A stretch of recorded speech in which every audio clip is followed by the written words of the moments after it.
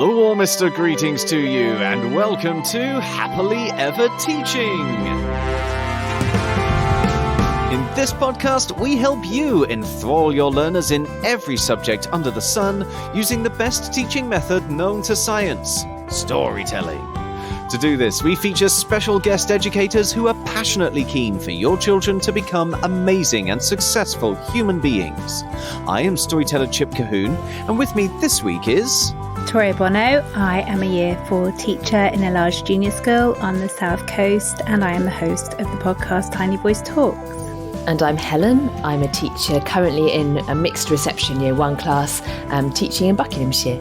And today we are planning lessons in geography with a stupendously silly folktale from Russia. You can listen to the story by downloading our sister podcast, Fables and Fairy Tales, or search our website, epictales.co.uk, for The Fish in the Forest. There you'll find a video of me telling the story that you can share with your children. And if you sign up as an Epic Educator, you'll also get a copy as an ebook or paperback illustrated by the magnificent Mario Coelho, as well as the full audiobook for you to download at any time.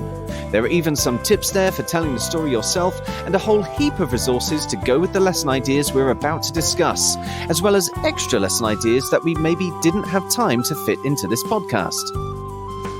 Right now, though, let's continue our discussion with Helen and Toria here as we move into some geography. Helen, would you like to kick us off with some geography for ages 4 to 7? I absolutely would. We are starting naturally with a map. and that's naturally because this is Helen, not just because it's geography. Yes. So, of course, I love map making. Just love saying it. Just love hearing you say it. Map.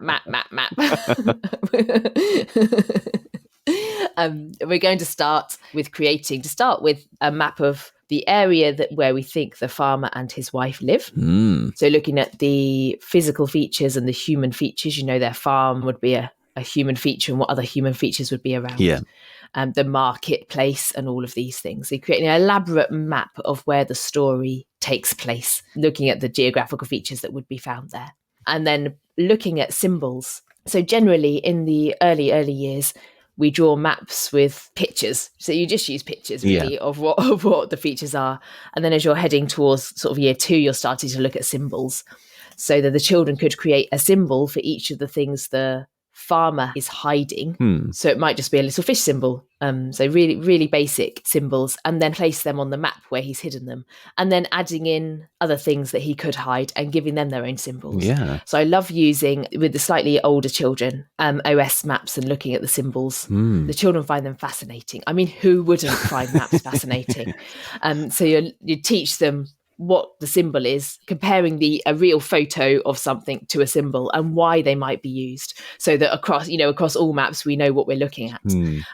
And so they then create their own symbols for what they're hiding around the map, and place them onto their map, and create a little key and add a compass. And then you've got a beautiful map for the wall that will stay up forever.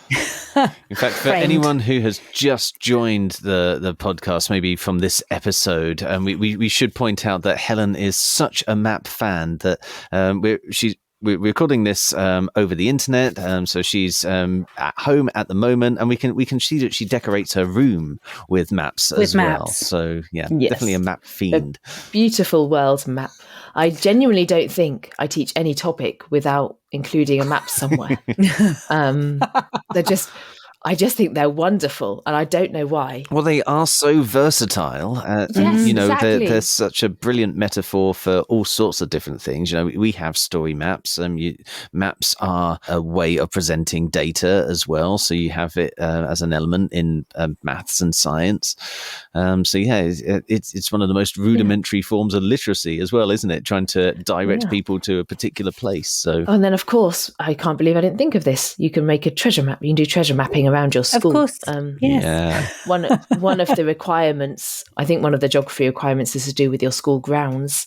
So using and creating maps of your school grounds So actually, that's a very, very real way of using a map, in that the children can create. They can either create a map of the school grounds with your help. Yeah. With the early years, with Key Stage 1, it takes quite a lot of support. You give them an outline, and then you walk around and say, "Oh, what can you see? Where would that be on your map?" Walk around. What can you see? Where would that be on your map? Or give them a map that you've created of the school grounds and get them to go on a treasure hunt. So very real use for a map. Yeah, fantastic. I think that's more maps than I usually talk about, actually. And then the other activity I thought we could look at is sort of rural living. So I thought it'd be interesting to learn about the life of a modern farmer. And again, you can bring in geographical features of this. Do they live in the countryside versus a city versus a town versus a village? So you could spend a bit of time, if you wanted, looking at where different people live, and then focusing on the day-to-day life of a farmer, and maybe even comparing it to the life of someone that lives in a city with a very city-based job. I don't know what that would be, because I don't know much about cities. Could you use it as an opportunity to look at city farms, though? Because there are more of those popping up. That would be interesting, wouldn't it? So you could compare a large-scale turnip farm, for example, with a city farm, and how they're managing to use the space there, and who runs it.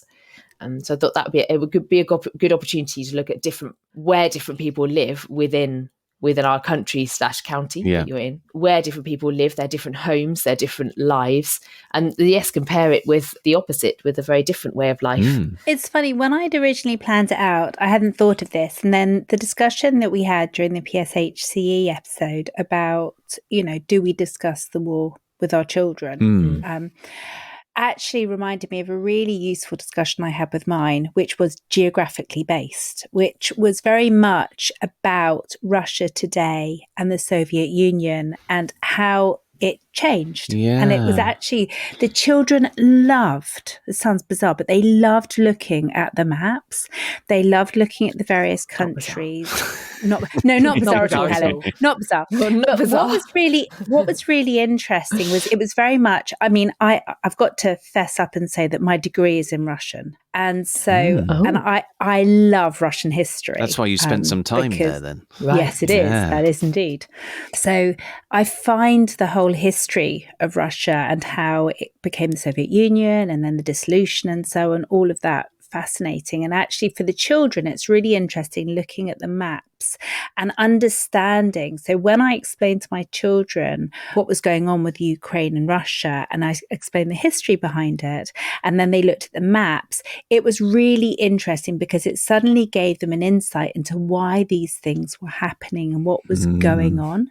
And I think it's a really, from my point of view, it would be such a good opportunity to share maps of Russia and of the Ukraine, etc., the old Soviet Union with the children, explain what's going on, and actually give them a really good understanding of how history impacts on our modern day, and actually how that also, because coming back to maps, how it changes maps, because I think maps are fascinating the way they are continually evolving, and that actually a map from when I was a child sadly is completely and utterly outdated nowadays.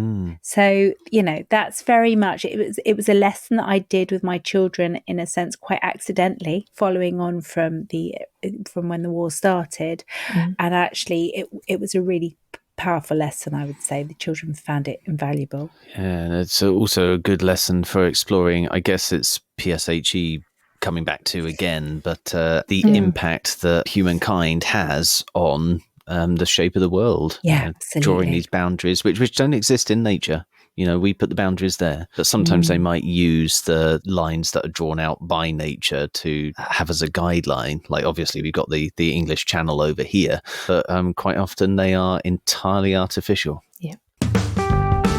That's sadly all we have time for today, folks. If you'd like to talk to us about anything you've heard in this podcast, or if there's a subject you're soon to teach that you'd like us to cover, you can find us on social media using @TeachHappily, or leave us a review using your favourite podcast app. Please also share this podcast with your colleagues and help us start a story-led revolution in classrooms around the world, so children everywhere can learn in a way that's effective, memorable, and enjoyable all at the same time. Tomorrow, the farmer and his wife will help us create some art. But right now, it only remains for us to say cheerio, and we hope to hear your story soon. So, cheerio! And we hope to hear your story soon.